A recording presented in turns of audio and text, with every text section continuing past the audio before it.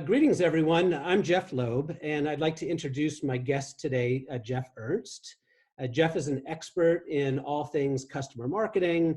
He's the co-founder of Slap5, a SaaS platform for customer marketing. Jeff was a principal analyst at Forrester Research. He covered B2B marketing and then became the vice president of marketing, where he built Forrester's customer voice program. So welcome, Jeff. Thank you, Jeff. Glad to join you today. Yeah, great. So let's jump right into it.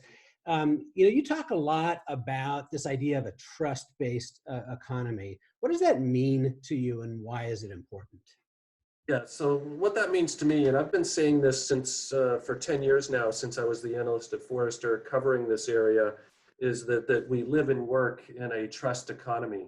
And what I mean by that is, and it's become very commonly known now that people today, they trust their peers and colleagues and what they recommend and what their experiences are way more than they trust a company's sales and marketing messages.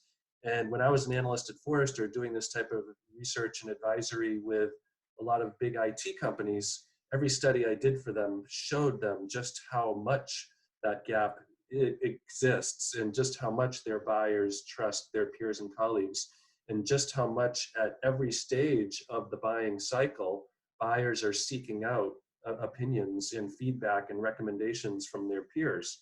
It could be at the very beginning when they're trying to decide whether to solve a problem. They're trying to find out how have other people solved this problem and what approaches. Then when they're considering vendors and solutions, they want to know who have you turned to? Who have their friends and peers turned to for help? And then when they're in the middle of your sales cycle and they're trying to make decisions, that's when they're really trying to jump in and understand what's it like to be a customer and what have those experiences been for other companies, and how responsive is this company when things go wrong, and because we know they always do. And then even when you are a customer, people always want to still hear what are the experiences of my peers who are doing things that are maybe more advanced than me or having a greater impact than me. So that's why, and I do think that it's interesting because of what's going on in the world. I believe that have noticed that the trust gap has widened over the last couple of years. And there's just a lack of trust of big corporations and of government and institutions in general. Yeah, so I completely agree with you about the importance of trust and the fact that nobody has more trust than customers. Vendors don't start off with a lot of trust, but people tend to trust their peers. So it makes total sense. So then, kind of building off of that, why does leveraging the voice of the customer matter?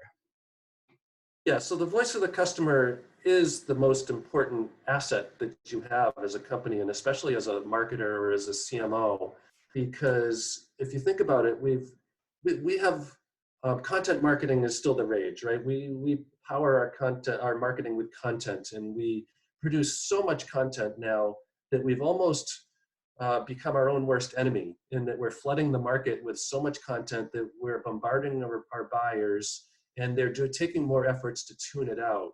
And so I believe, and I've shown with the clients that I work with, that the one thing that breaks through the noise in the market is content that's in the customer's voice. And because, again, that's what buyers want to hear. They want to visualize, they want a crystal ball into what life is like as a customer, the good, the bad, and the ugly, right? So the other reason why it's so important is if you think about any strategic initiative that a company pursues, maybe it's a new product launch, maybe it's retiring one product and migrating those customers to a new cloud-based product, or maybe it's trying to penetrate a new vertical industry, or maybe it's trying to go from serving the mid-market to serving the enterprise, or vice versa.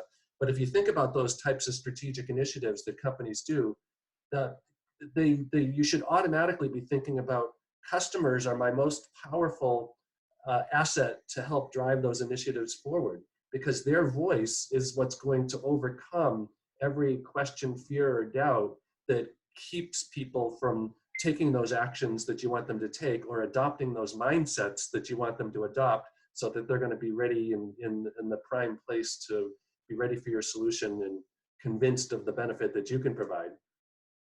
Yeah, I love that idea of cutting through the noise. There's so much noise now, so much content being produced, so many emails being sent out, voicemails being left. So I love that idea of using the customer voice to kind of cut through that noise.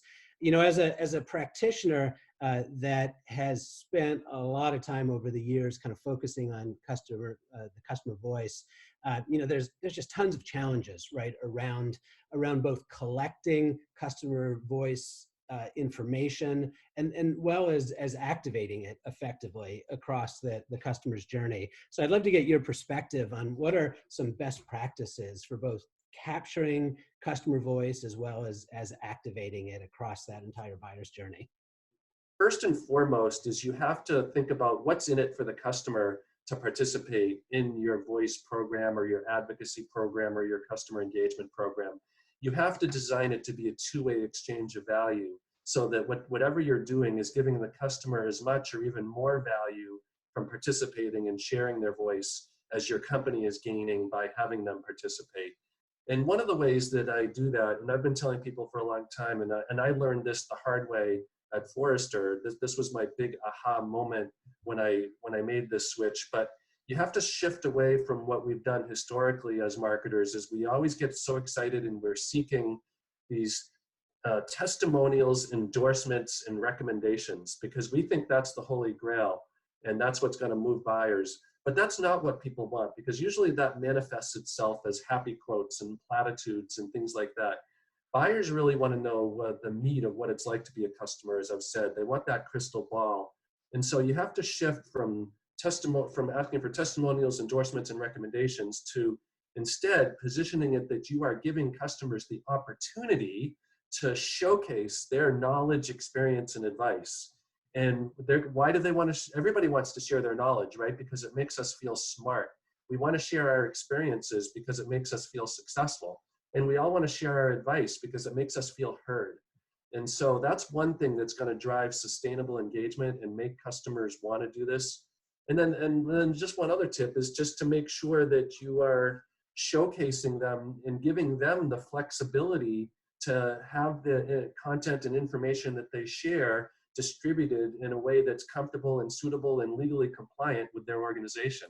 And that's one of the things we've baked into SLAP 5 is this whole permissioning structure so that you can allow customers to, because this is important in any program you want to know what types of activities your customers like to participate in. Sometimes customers are they really like speaking to analysts, but they don't like getting on stage at a customer event. Or some like sharing their success at a user group meeting, but would never jump on a webinar, right? And so let customers pick and choose the types of things that they like to do to share their voice, and then present them with those opportunities to do that. And then, if you track that properly, now you don't have to worry about burning out the same customers, because that's one of the challenges that we all deal with, whether we're a sales leader, marketing leader, customer marketer. We always worry about burning out the same customers, asking for those favors over and over again, especially in those cases where we're not making it something that benefits them as much as it benefits us. So those are just a couple of tips that I would share there. Yeah, no, that's great. I know there's so much to say about this. Maybe what's we all think of customer testimonials and case studies, as being a primary use case. What's a use case that maybe is a little different, that little non-standard that you think is worth talking about? Yeah, there's so many, and I'm glad you asked, because it's always good to get marketers thinking outside the box of what they've always done, because what we've always done is produced the PDF case study. They all look the same, right? They're all in the challenge, solution, result format with a happy quote at the end. Or we do the testimonial videos where it starts when we're flying in over the company's headquarters, and then we're walking in the front door and the music is playing.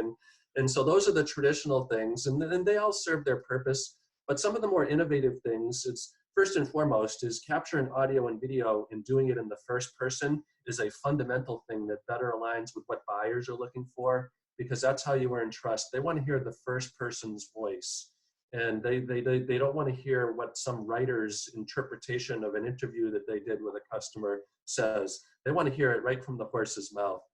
But then, specifically about some interesting applications or ways of doing this, one, one that's pretty obvious and not very exciting, but incredibly powerful is this concept of recorded references. As I said, because we're always running out of references or burdening the same customer over and over again.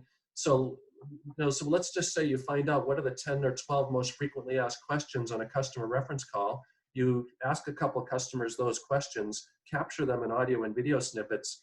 Now you've really catapulted your business forward because your salespeople can respond to reference requests instantly, 24/7. They don't have to wait 2 or 3 weeks to get this live customer call lined up. And then one of my favorite use cases is, because I'm a highly competitive person and an athlete, I love the competitive replacement use case. And so we are all in competitive markets where we're either trying to disrupt a market or we're trying to replace or innovate in a way that makes a incumbent vendor more obsolete, right? And so, all of us, I think, and anybody listening to this video is probably in an innovative company where they're trying to really showcase that innovation. Well, oftentimes, in order to sell what you have to get people to replace something that they're already using. And so what better way to do that than to have customers talk about why they chose to? And there's 3 key things that a buyer cares about when they're considering like replacing a legacy system with some new modern whiz-bang better way of doing it. They want to know, why did other people decide to take the plunge and change? Then they also want to know, what was that journey like as I went from point A to point B? And then they want to know, how is life better on the other side? And so that's all you have to do. You don't have to write a full-blown case study or do a testimonial video. Just ask a couple of customers those 3 questions, put them on a single landing page, storyboard, and you will be surprised at how impactful that will be in driving that type of behavior. Yeah, no, that's great, Jeff. Such interesting stuff. I could talk to you all day about this. So thank you very much. Really appreciate you sharing your insights. All right, well, glad to. Thank you for having me.